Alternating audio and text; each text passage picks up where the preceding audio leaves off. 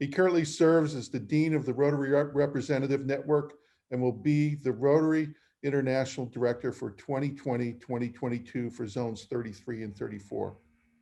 Peter's received the Global Alumni Service to Humanity Award, together with the Service Above Self Award and the Citation for Meritorious Service.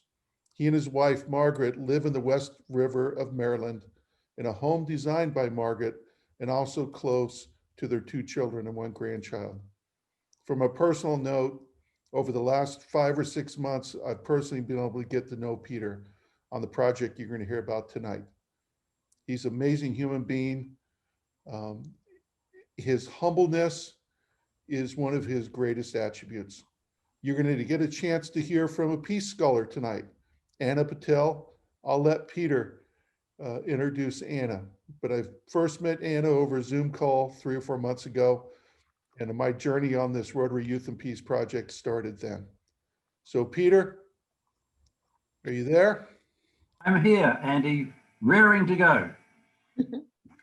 Thank you very much for that very gracious introduction. I must say it's been a pleasure to get to know Andy Lyman. He's as most of you know, he's a force of nature. And Rotary can do with lots of forces of nature. So thank you, Andy.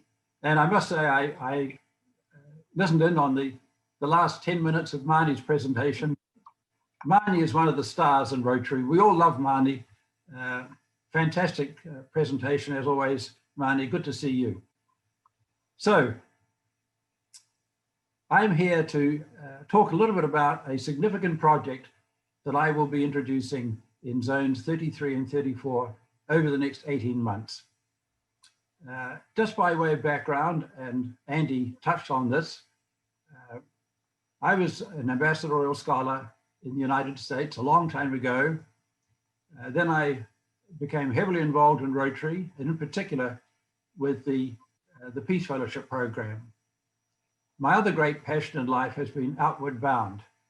I don't know how many of you are familiar with the Outward Bound program. I did an Outward Bound course when I was 20, and I continued with Outward Bound in the administration, and I became the chair of Outward Bound International, and I also became a director of Outward Bound Peacebuilding.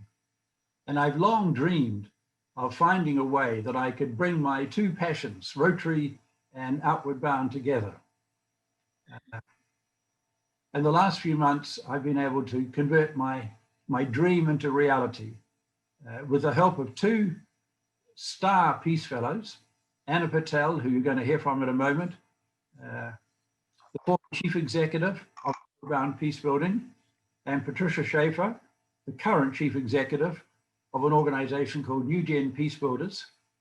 Together with colleagues from both those organizations, we've been working together over the last few months to develop what I think is going to be a really impactful and significant project for our 2 zones.